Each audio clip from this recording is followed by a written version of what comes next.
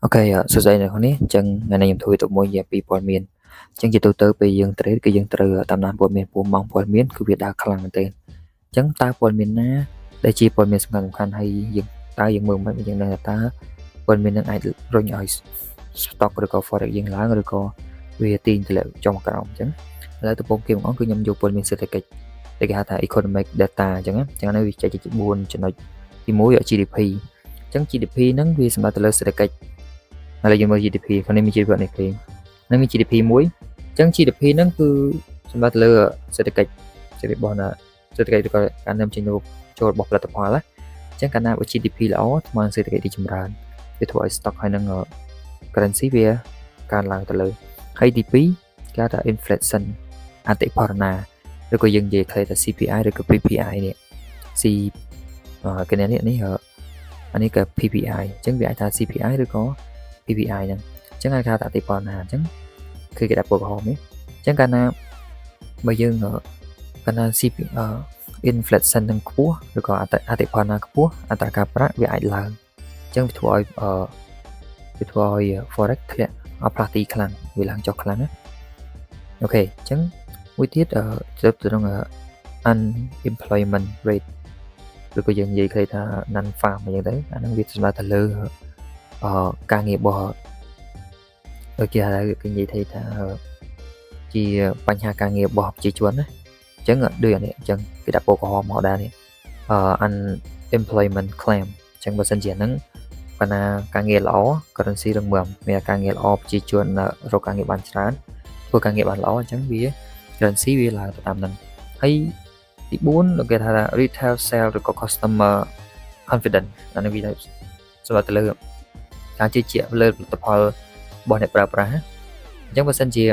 អ្នកមានអ្នកជឿជាក់ច្រើនអាហ្នឹងវាអាចជួយជំរុញឲ្យវាឡើងទៅតាមហ្នឹងបើថារបស់ហ្នឹងអត់មានអ្នកជឿជាក់ទេគេឈប់ប្រើអាហ្នឹងវាធ្វើឲ្យផលិតផលហ្នឹងក៏វាធ្លាក់ចុះទៅតាមហ្នឹងដែរអូខេហើយចំណុចទី2និយាយអំពីអត្រាការប្រាក់និងធនាគារអាហ្នឹងវាពិចារណាយើងផ្ដោតទៅលើ pair ដូចជា USD Euro JPY ហើយនិង GBP អញ្ចឹងអាពីរហ្នឹងពួកហ្នឹងគឺល្អវាដើរលឿនល្អសម្រាប់ trade forex ហើយអាហ្នឹងក៏វាមានឥទ្ធិពលខ្លាំងដែរអាហ្នឹងសម្រាប់តាមធនាគារនីមួយៗរបស់ប្រទេសដែលមាន pair អស់ហ្នឹងអញ្ចឹងអ្វីយើងត្រូវមើលគឺ interest rate ការកាត់អត្រាការប្រាក់ហើយការនិយាយឡើងនិយាយរបស់ធនាគារកណ្ដាលដូចជាFed ក៏ឡើងមកនិយាយ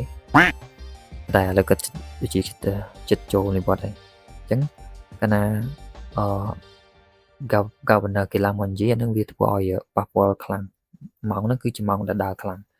បូកលើបូកក្រោមអញ្ចឹងអានឹងយើងត្រូវតាមដានវាដូចគ្នាអញ្ចឹងអានឹងបើយើងនិយាយខ្លីទៅកាលណាអត្រាការប្រាក់វាឡើង currency វាខ្លាំងតែបើសិនអត្រាការប្រាក់ចុះ currency វាខ្សោយអញ្ចឹងអានឹងយើងអាច trade forex ឆ្លើយតបភ្លាមអញ្ចឹងណាទី3ព័ត៌មាននយោបាយនិងអស្ថិរភាពនៅឧទាហរណ៍ដូចជាសង្គ្រាមចំនួនអន្តរជាតិការបោះឆ្នោតសិនអីចឹងកាលណាបើមានសង្គ្រាមប្រទេសហ្នឹងវាធ្វើឲ្យ currency នៃប្រទេសហ្នឹងវាធ្លាក់ថ្លៃប៉ុន្តែមាសឡើងកាលណាសង្គ្រាមហើយមានការបោះឆ្នោតអីជាដើមវាអាចធ្វើឲ្យប៉ះពាល់ដល់ចរន្តប្រាក់អីជាដើមចឹងអាហ្នឹងគឺព័ត៌មានទូទៅមួយទៀតទី4គឺព័ត៌មានក្រុមហ៊ុននឹងសំខាន់ជាងគេសម្រាប់ stock market អញ្ចឹងព័ត៌មានរបស់ក្រុមហ៊ុនជាទូទៅគឺដូចជា earning report revenue profit អីចឹងហ្នឹងហើយមានច្រើនទៀតអញ្ចឹងជាទូទៅបើសិនជាគេផ្ដោតលើគឺផ្ដោតលើ earning report ហើយកាលណាបើ earning ចេញមកល្អ stock នឹងឡើងបើសិនជា earning ប្រាក់ចំណូលរកមកការរកបាននឹងវាតិច stock នឹងធ្លាក់ថ្លៃតាមហ្នឹងចុងក្រោយគឺsentiment risk អាហ្នឹងខ្ញុំអត់សូវបានជួបដែរប៉ុន្តែហ្នឹងគេនិយាយថាបើសិនជាមាន risk on អាហ្នឹង stock ឡើងហើយ pair ដែលឡើងខ្លាំងគឺមាន AUD NZD CAD អាហ្នឹងវារបស់អូស្ត្រាលី New Zealand ហើយនិងកាណាដាហើយបើសិនជា risk offing ធ្លាក់ stock ធ្លាក់ចុះក្រោមហើយ pair ដែលឡើងមាន USD ដុល្លារJPY ជប៉ុន CHF ស្វីសហើយនឹងមាសមានឡើងអូខេ